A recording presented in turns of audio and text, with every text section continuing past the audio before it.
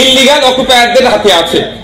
সেই ডেটা অনুযায়ী ৭৬,০০০ বিঘা ওয়াকফ সম্পত্তি এখনো ওয়াকফ বোর্ড উদ্ধার করতে পারেনি। যে ওয়াকফ বোর্ডের এত ক্ষমতা, শিয়ালদা স্টেশনে দাঁড়ালে সেটাই ওয়াকফ বোর্ডের হয়ে যাবে, সেই ওয়াকফ বোর্ডের ৭৬,০০০ বিঘা সম্পত্তি উদ্ধার করতে পারেনি। তাকে ওয়াকফ ট্রাইব্যুনালে গিয়ে কান্নাকাটি করতে হচ্ছে, হাইকোর্টে গিয়ে কান্নাকাটি করতে হচ্ছে, সুপ্রিম কোর্টে গিয়ে কান্নাকাটি করতে হচ্ছে। এই একটা ভুল ধারণা আমাদের মধ্যে ঢুকিয়ে দেওয়া হচ্ছে। ঢুকিয়ে দিয়ে আমাদের সমাজে যে বৃহত্তর হিন্দু সমাজের মানুষ বসবাস করে তাদেরকে বুঝিয়ে দিয়ে ভুল বোঝানো হচ্ছে। তোমার বাড়ির তুলসী তোমার সামনে যদি ওয়াকফ বোর্ডের ঝান্ডা লাগিয়ে দেয় ওটা ওয়াকফ বোর্ডের হয়ে যাবে, সুতরাং এই ওয়াকফ বোর্ডের বিরুদ্ধে তুমি লড়াই করো। সে সহজ সরল আমার হিন্দু ভাই, এদের ট্যাপে পড়ে ও বলছে ওয়াকফ বোর্ডই তুলে দেওয়া হোক, কিন্তু অ্যাকচুয়াল ফ্যাক্ট তো জানতে হবে। ওয়াকফ বোর্ডের কোনো সমস্যা, জমিনে কোনো সমস্যা হলে বলছি, আমি দায়িত্ব নিয়ে বলছি যে ডিস্ট্রিক্ট কালেক্টরের শাসক দলের নেতাদের গুন্ডাদের অত্যাচারের শিকার হয়ে মানুষ বাড়ি ছাড়া হচ্ছে, বাড়ি ফেরানোর ক্ষমতা নেই।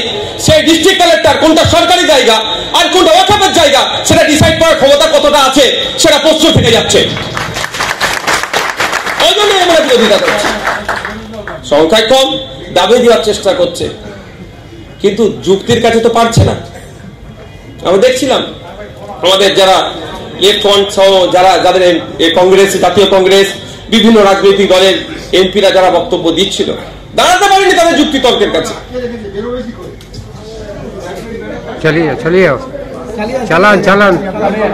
তার মতো ওয়াকফ প্রপার্টি আছে, তার 50% ওয়াকফ বাই ইউজার। এটাকে সরাসরি এসে নতুন যে আইন এনেছে অ্যামেন্ডমেন্টে উচ্ছেদ মানে এটাকে বন্ধ করে দিয়েছে, অমিট করেছে। কিন্তু বলছে না যে 2025 থেকে অমিট হলো। 2025 পর থেকে যারা ওয়াকফ করবে ওয়াকফ বাই ইউজার কিন্তু আর বৈধ হবে না, আপনাকে রেজিস্টার করতে হবে। 300 বছর, 400 বছর, 500 বছর এবং 1450 বছর আগে ওয়াকফ হয়েছে ইতিহাস বলছে, সেইগুলোও কিন্তু এখন এর মধ্যে ইনক্লুড করে অ্যাকচুয়াল নিতে চাইছে। নিয়ে কি হবে? কিছু পুঁজিপতিদের আমোদ প্রমোদের জায়গা স্টার হোটেল বানানোর জন্য করে দেওয়ার চেষ্টা হচ্ছে। আজকে ওয়াকফের অবধি পড়েছে চোখ, কালকে খ্রিস্টানদের সম্পত্তির উপরে নজর পড়তে পারে, তারপরের দিনে শিখ ভাইদের গুরুদুয়ারা রিলিজিয়াস এন্ডোমেন্ট যেগুলো আছে তার উপরে নজর পড়তে পারে, পার্সি ভাইদের সম্পত্তির উপরে নজর পড়ে। এই ধরনের একাধিক আর্টিকেলের উপরে, অনুচ্ছেদের উপরে আঘাত আসছে, এটাকে রক্ষা আমাদের করতে হবে। এতদিন পর্যন্ত ওয়াকফ সম্পত্তি নিয়ে কোন বিবাদ হলে ওয়াকফ ট্রাইব্যুনালে সেটা সমাধান করত, আর আমরা এখন দেখছি তার থেকে বেশি পাওয়ার কেড়ে নিয়ে ডিস্ট্রিক্ট কালেক্টরের হাতে দিচ্ছে। এতদিন চলতো এটা জুডিশিয়াল মাইন্ডে, এটা ওয়াকফ না ওয়াকফ না, আর এখন অ্যাডমিনিস্ট্রেটিভ মাইন্ড হয়ে যাচ্ছে। আর একটা পারমিশন দেওয়া হয়নি, আমরা বাধ্য এখানে করলাম। ওখানে প্রায় 1000-এর উপরে মানুষ ধরা ছিল, সেই চেষ্টা আমরা করেছিলাম, কিন্তু আমাদেরকে দেয়নি। কি করবো, আমাদের এখানে করতে হচ্ছে, আমরা দুঃখিত। খোলা মাঠে হবে না, খোলা মাঠে। ये तो शुरुआत अभी शुरू हुई है। आने वाला दिन में अगर मैंने पहले बार बोला जो 12 मतलब नेशनल लेवल का जो पार्टीज है, जो केरला, कर्नाटका, तमिलनाडु, पूरा इंडिया में जिसका होल्ड है, अगर वो पार्टीज हम जैसा छोटा मोटा पार्टी को लेके सच में अगर चलने के लिए तैयार है तो आने वाला दिन हम लोग ये मजमा यहाँ नहीं ब्रिगेड के मैदान में हम लोग दिखाएंगे। लेकिन सबका सेल्फ रिस्पेक्ट है, उसको बरकरार रखना चाहिए। जो আমি যেটা বলছিলাম, কে হিন্দু কে মুসলমান বেছে বেছে গুলি করে মারছে, ওই যে দ্বিজাতি তত্ত্বের দ্বারা অনুপ্রাণিত হয়ে।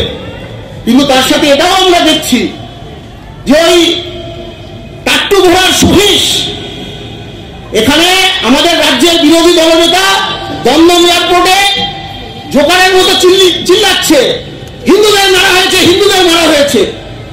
ওই টাট্টু ঘোড়ার শহীদ হিন্দু ছিলেন না, তার হাতে কোনো অস্ত্র ছিল না।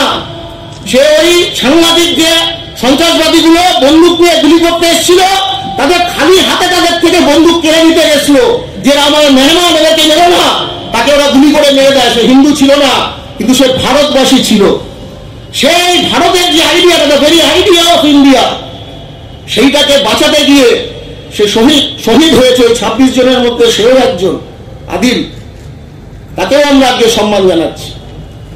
এবং আমরা দেখছি যে একদিকে বাইরের থেকে আর ভেতর থেকে আজকে যারা আমাদের দেশের ক্ষমতায় আছে তারা কিভাবে একের পর এক আইন পাস করে, এই যে কয়েকদিন আগে এপ্রিল মাসে ওয়াকফ সংশোধনী আইন পাস হয়েছে, আদ্যপান্ত সংবিধান বিরোধী আইন, দেশের সরকার সংবিধান বিরোধী আইন পাস করছে। আজকে সুপ্রিম কোর্টের প্রধান বিচারপতি প্রথম দিন শুনেই স্থগিতাদেশ দিতে উদ্যত হয়েছেন এবং ডিফ্যাক্টো স্থগিতাদেশ দিয়েছেন, ওটা এখনো স্থগিতাদেশই হয়ে আছে, বলেই যাচ্ছে এটা প্রাইমা ফেসি এক্স ফেসি আনকনস্টিটিউশনাল। এইরকম আইন একের পর এক 370 দ্বারা রদ করা, কি হয়েছে? সন্ত্রাসবাদ চলে গেছে কাশ্মীর থেকে, তাহলে 370 দ্বারা রদ করা হলো কেন? জবাবদিহি করতে হবে। আজকে নাগরিকত্ব সংশোধনী আইনের নামে একটা আইন পাস করে রেখেছে, যেখানে সমস্ত ধর্মের মানুষ নাগরিকত্বে ঠিক করার জন্য এই কনভেনশন আমরা করছি। আপনাদের সকলকে অনুরোধ যে আজকে আমাদের যে অতিথি বক্তা আছেন তাদের বক্তব্য শুনবেন এবং শোনার পরে এই কনভেনশনের যে প্রস্তাবনা, সেই প্রস্তাবনায় আপনাদের সবার সম্মতি নিয়ে এই প্রস্তাবনা আমরা চেষ্টা করব পাশ করাবার।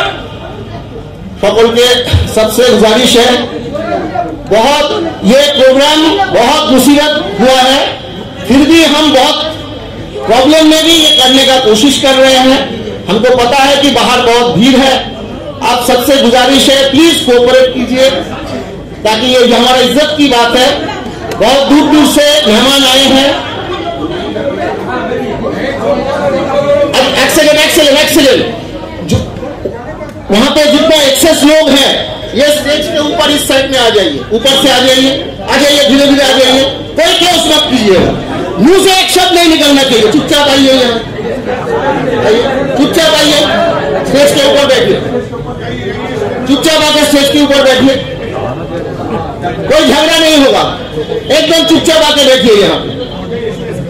এবং আরো রাজনৈতিক দল আমরা সবাই আরো বড় আকারে আমরা একটা বড় মঞ্চ নির্মাণ করে এই সংবিধান রক্ষার যে শপথ, এটাকে একটা গণ আন্দোলনে আমরা পরিণত করব এবং এই রাজ্যে এই আন্দোলন আগামী দিনে আমরা এগিয়ে নিয়ে যাব।